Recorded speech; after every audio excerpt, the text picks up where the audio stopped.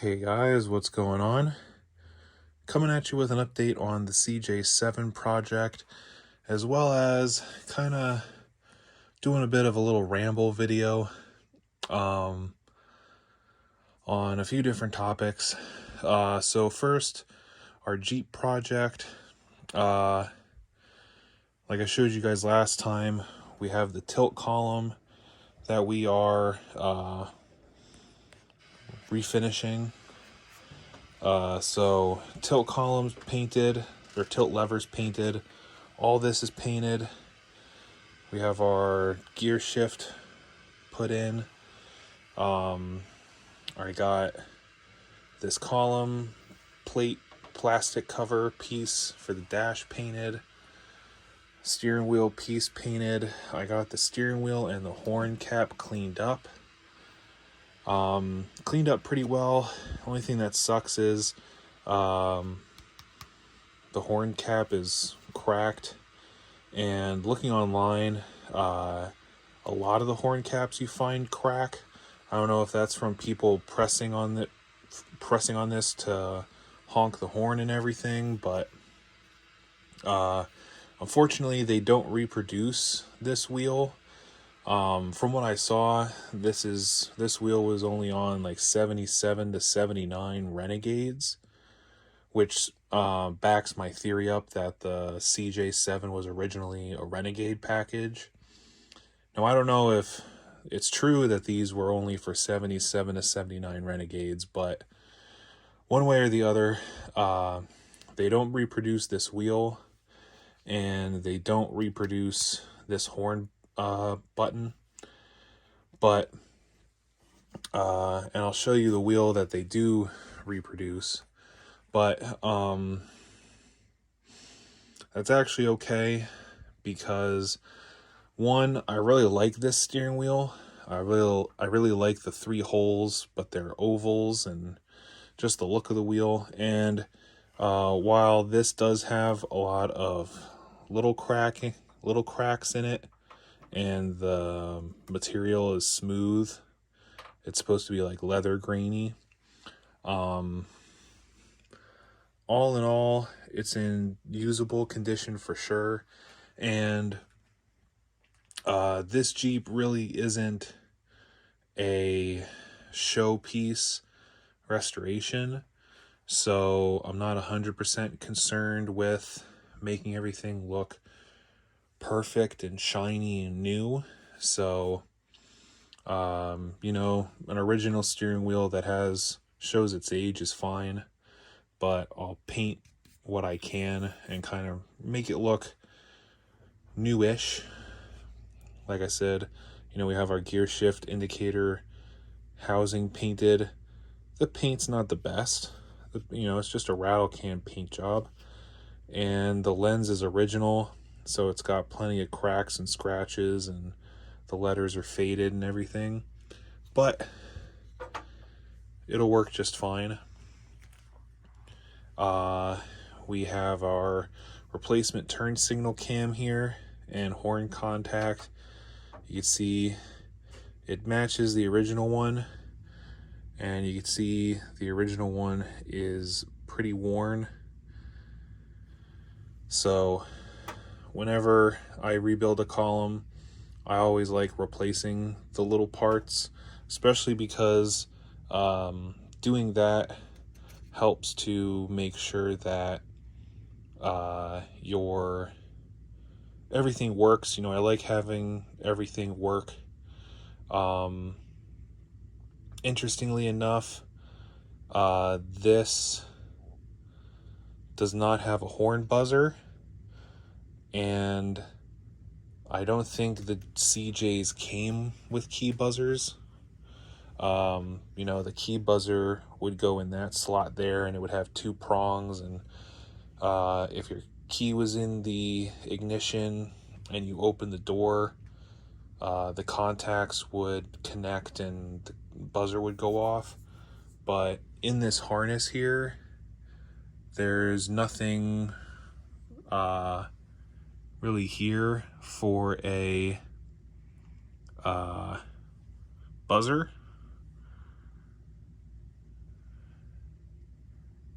So, on that original harness and everything. Unless maybe it's here. Got some stuff. I don't know. I don't care. But that's a flasher. Anyway, getting distracted. Squirrel moment. So our column's coming along. We are still waiting for our key set and ignition cylinder, our turn signal switch, and our ignition switch. And then we can finish getting everything together column-wise. You can see here, I restored the brake pedal. So I just took all this stuff apart, wire brushed and painted the housing, the extension, the spring, and the pedal. Cleaned up the pedal pad the best I could. It's in good condition, so I just kind of scrubbed it a little bit. Again, not going for a pristine showpiece, so slap that back on, as well as cleaned up and reinstalled the the master cylinder rod boot. So we got all that going, put some grease on the pin. This piece goes up to the column, so I am going to wait until I have this bolted to the firewall and this bolted to the dashboard before I tighten this bolt. That way everything's in alignment.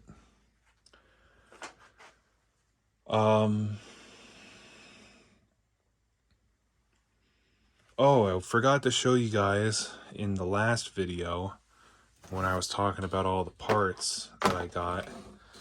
I also picked up a twin stick kit, J&B custom fabrication twin stick kit. Super simple on the Dana 300s. You just hook them up to the shifter shafts and you're good to go. And it was only like $150 on Amazon, which is very cheap, especially compared to the one for the NP205 transfer case on the K20 that I used to have. That twin stick kit was like $800, and it required you to do some modification to your selector shafts and detents and everything, so that's kind of cool. Over here, in this box, we have everything that I want to swap over to my new dash pad, or the new dash panel,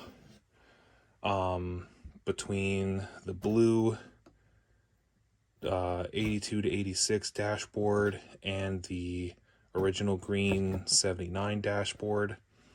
So swapping over the chrome handle, just have to clean it up, polish it up a little bit. Grab handle for the dash. I am going with chrome accents, so I'll have the chrome pieces on the hood, chrome hood latches to match the chrome that goes on the headlight bezels and turn signal bezels. I'll probably have chrome windshield hinges. Maybe not. I'm not 100% sure, but I may go with black on the windshield hinges, just because I'd rather go with black on the mirrors and black on the door hinges. So we'll have that. The cowl vent grill, I'm just going to reuse either the green one or this one and just scuff it up and paint it black. Reason being, while I'm not going to use this one because it's broken, I do want to have one of these little cowl scoops. So doesn't really matter what this looks like because this covers it. So we have the grab handle and the chrome stuff. I have an ashtray from the 82 to 86 that I'm going to clean up and put on. Not because I smoke, but because, you know, it'd be good to throw in, and it kind of looks a little fancy. And I have the cigarette lighter from the 79 dashboard. Now, interestingly enough, I think you got one or the other, because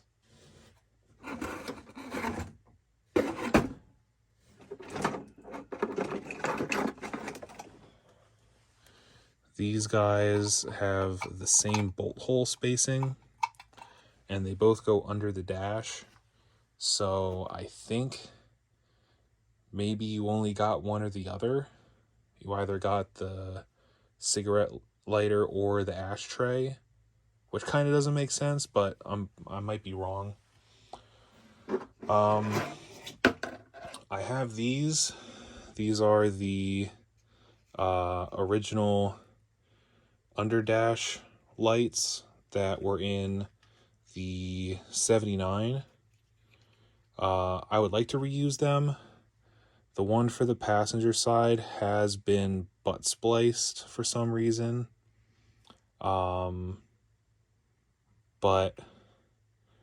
I'll either use these or I will get a reproduction set.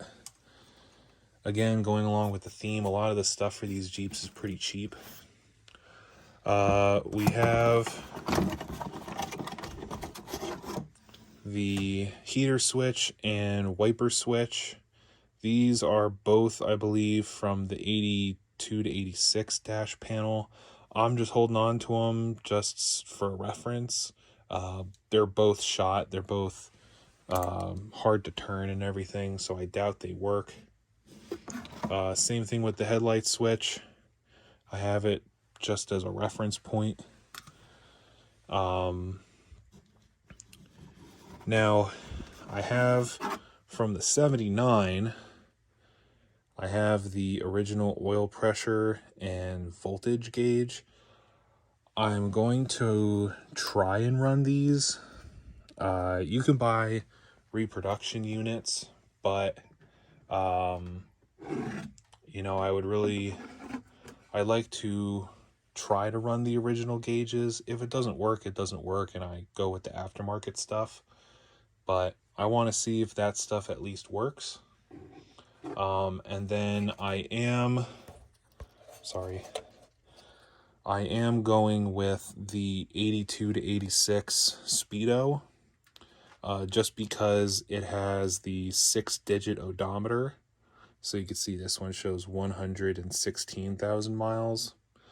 Now, they don't reproduce the 6-digit odometer. I think all of the ones that they reproduce only have the 5-digit.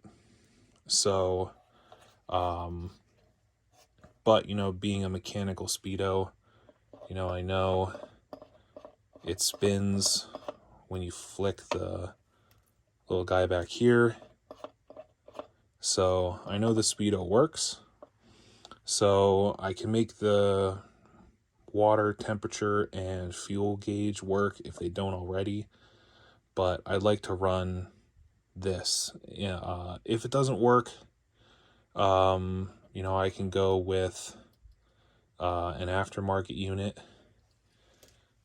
But again, I like to try and run the original stuff if I can, and I don't have to buy it. So again, it's not that much to buy, but if I don't have to buy it, I don't have to buy it.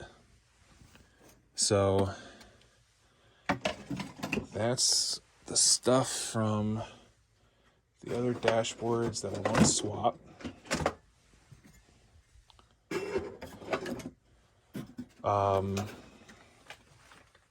So put this back up away. And I won't take it down, but in that box we have all of the stuff that I'm not using, you know, the 79 Speedo, and a bunch of other stuff. But let's move on.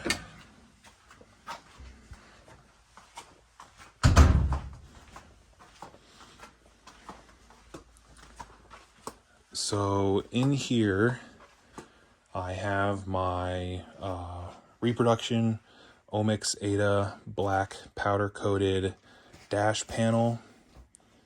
Again, I bought this because the body tub from Omg Ada comes with a dash panel, but it does not have any holes besides the glove box and the mounting holes in it.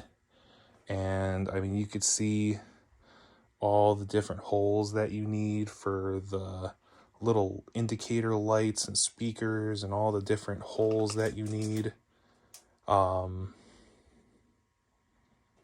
Which actually, now that I look at it, this one is incorrect. This is supposed to have a flat mark. But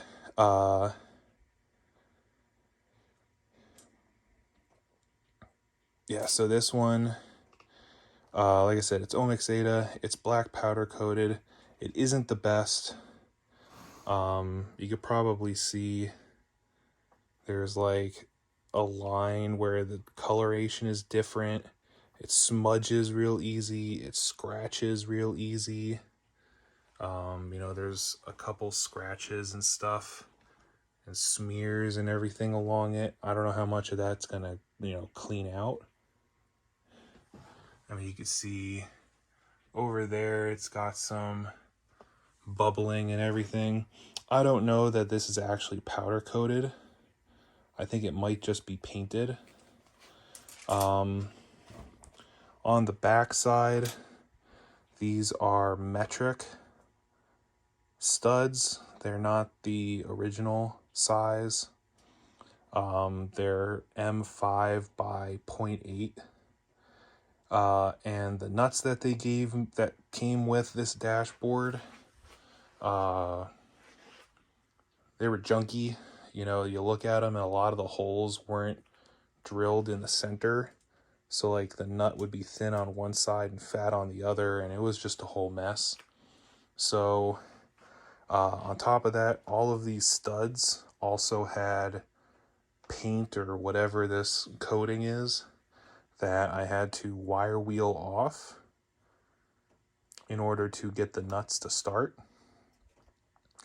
And being so small, with, you know, test fitting the speedometer, the nuts were just barely bigger than the holes in the speedometer housing. So I wound up going to Lowe's, picked up some better quality nuts and some large flat washers. So that's that. I mean, it's not terrible. It didn't show up bent or anything. And, you know, you got a bunch of holes down here for like your grounds and your glove box. Like, it seems like it's a decent dashboard, but if I was going for like a top tier restoration piece, having this show up with all the scratches and funkiness, not a good look. But again, doesn't really matter because I'm not going with a real restored piece, and so having some discoloration and scratches doesn't really matter to me in this case. Plus, I am going to have a dash pad on here, so a lot of this will be covered, as well as I do intend on getting the plastic cover piece that goes around from here to here and covers all these holes. They sell one that has the same holes cut out in it. So and it's like 13 bucks or something like that. So I'm gonna get that. Once I have it, then I can put all of my gauges in and everything. I do have these indicator lights, but I still have to get the heater controls and all of my electrical switches, you know, wiper, heater, blower motor, wiper, washer, and headlight. So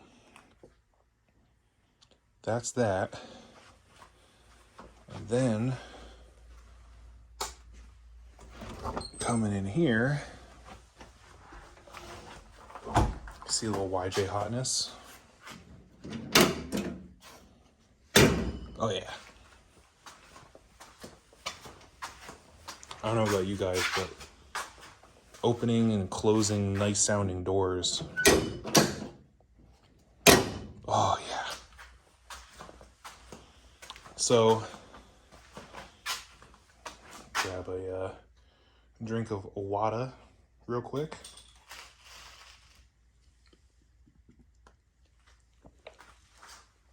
So you can see here, I got the frame coated with that rust converter stuff. Worked out really well. Again, I didn't even need to wire wheel any of the frame.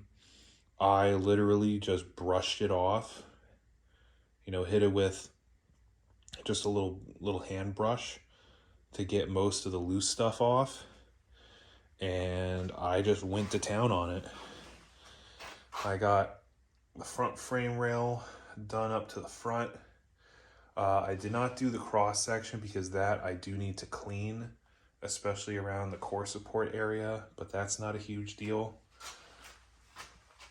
But you can see I got the top side and inside outside of the frame done, and I mean, it really makes this frame look a whole lot better. You know, there's still some undercoating spots on it. I just blasted right over them. From the spots that I had previously scraped the undercoating off of, it was either black paint or fresh clean metal underneath. So, hey, if that stuff's still there now, great. I just, you know, sprayed over it. It's not a big deal. I didn't do the bottom side, but that's because I can get that later. Again, this is in preparation for my body tub going on, which should happen on Friday. It should arrive. So that's going to be big. But so we got that painted. That's all good to go. And it's going to be pretty excited. I still got to get the body mounts stuck in the holes. And yeah, so I can't wait to see this thing with the tub on it. And I'm sitting there with the roll cage sitting in it. I'm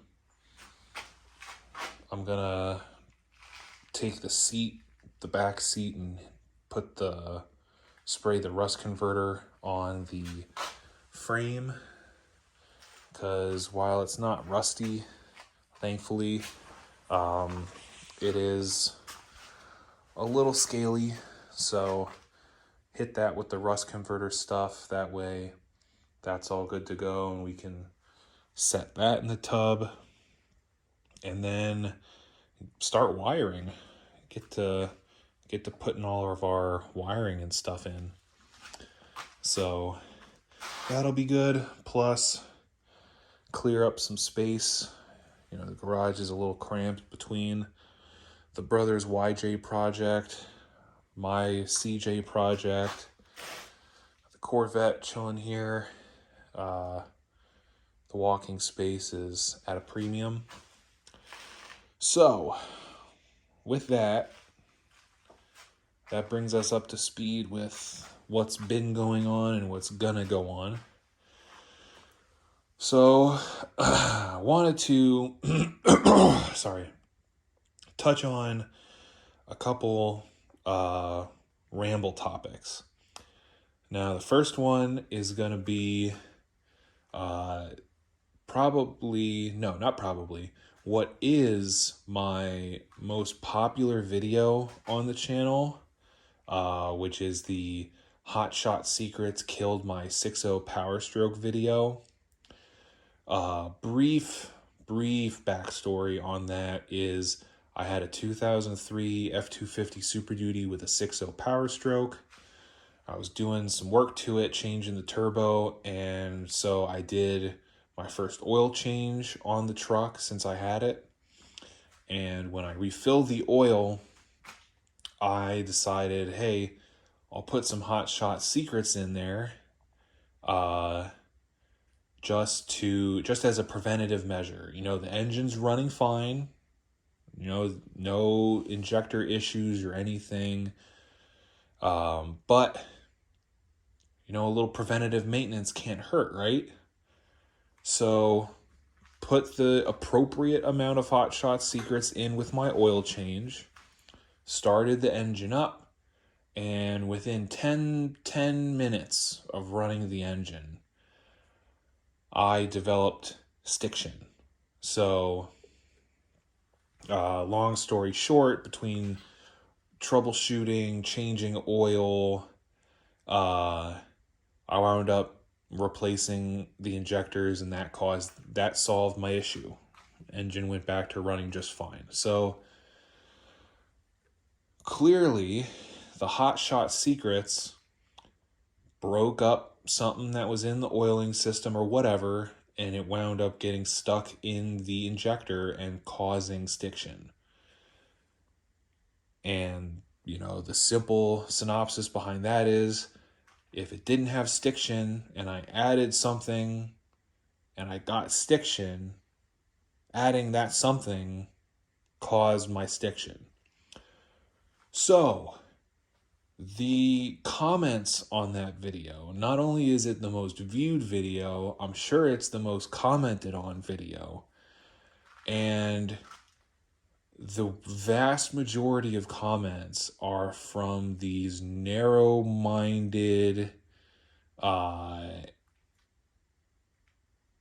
don't want to say idiots, but narrow-minded, ignorant commenters who go on and say, well, I've never had issues with Hot Shot Secrets, so that's not the problem.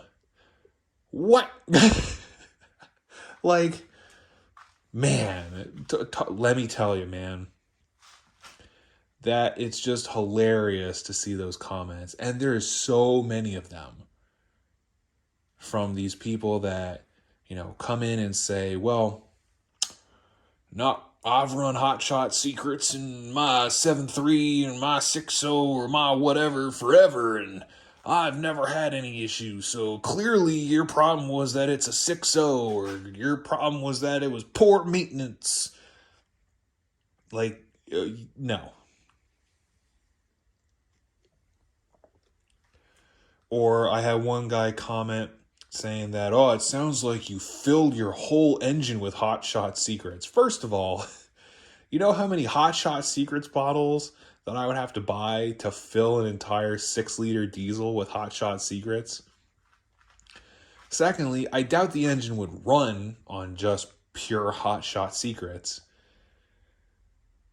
Like, what kind of comment is that? So it's just hilarious to see how many people go, well, I've never experienced it, so you're not experiencing it either.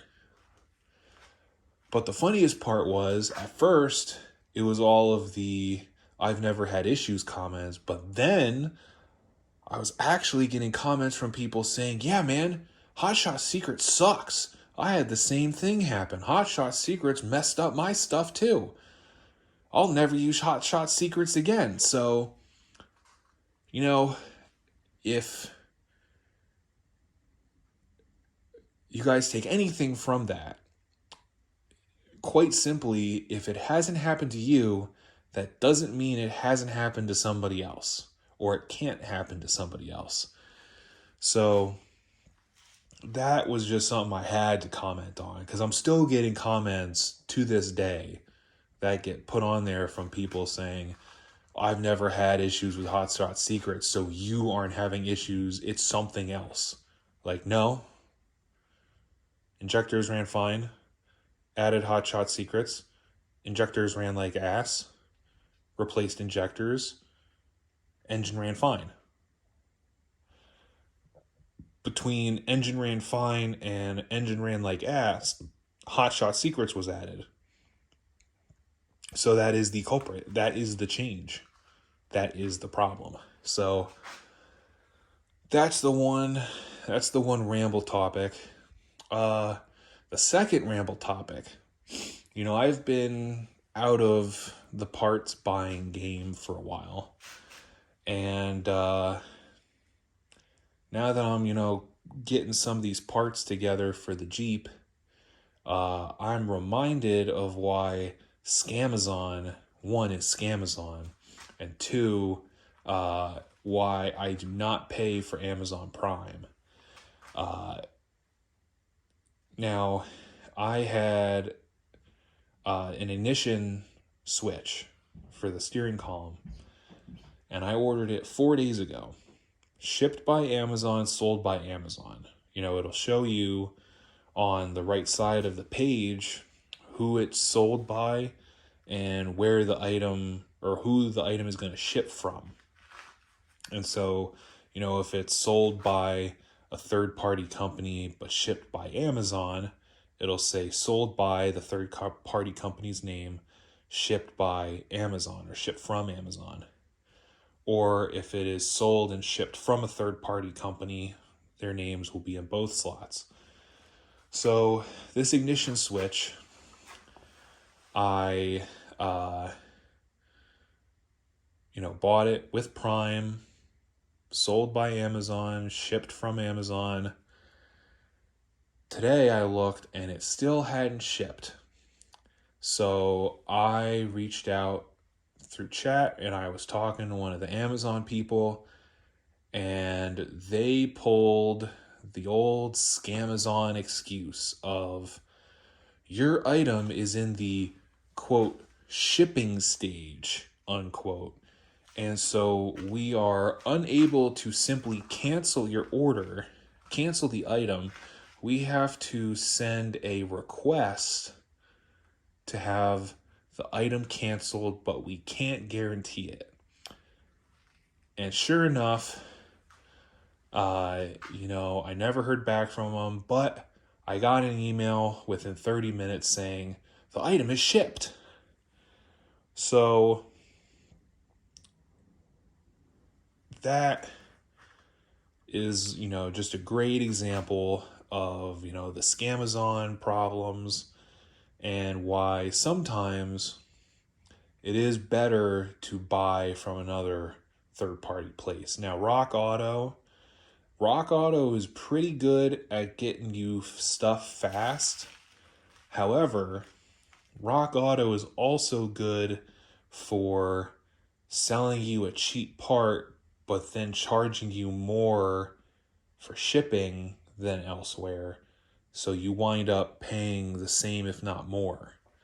So, it's just the game you got to play, where you got to look at, where you can buy it from, how much is it, how much does shipping cost, and when can you get it the soonest for the cheapest.